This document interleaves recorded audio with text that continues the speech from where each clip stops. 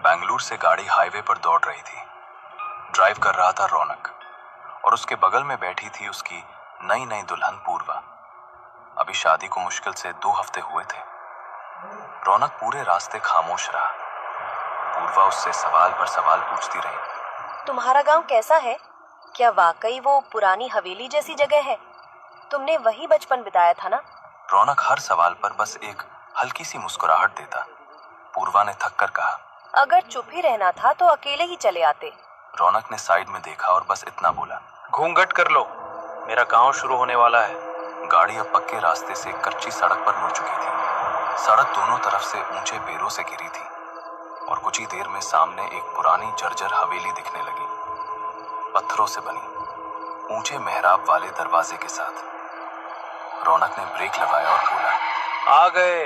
पूर्वा बाहर उतरी और हवेली को देखते ही उसके कदम थम गए। चारों तरफ सन्नाटा था।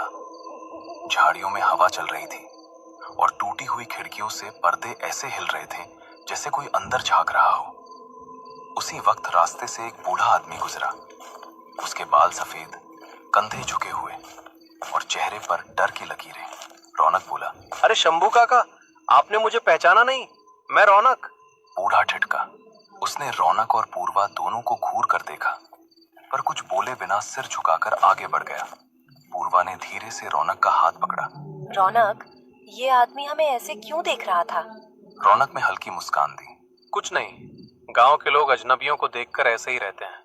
चलो। हवेली का बड़ा दरवाजा आधा टूटा हुआ था। जैसे ही उन्होंने उसे खोला, अंदर से बासी हवा और मिट्टी की गंध आई। वो गंध जो किसी बंद कमरे में सालों से जमा रहती है। अंदर एक बड़ा सा आंगन था, कभी शायद हरे पौधों से भरा होगा। अब वहां सूखी घास और टूटी ईंटें पड़ी थीं। दीवारों पर पुराने भगवानों के चित्र झूल रहे थे, जिनके शीशे धुंधले हो चुके थे। पूर्वा ने धीमे से कहा, रौनक, ये जगह बहुत डरावनी है। ये हवेली मेरे दादा दादी के समय की है। मेरी माँ यहीं पली बड़ी थी, पर उनकी मौत के बाद ये जगह वीरान हो गई। पूर्वा ने ऊपर देखा। बालकनी पर किसी के खड़े होने का आभास हुआ। उसने घबराकर कहा, रौनक, वो देखो, ऊपर कोई है। रौनक ने ऊपर देखा। यहाँ कोई नहीं रहता पूर्वा, बस हवा है और यादें।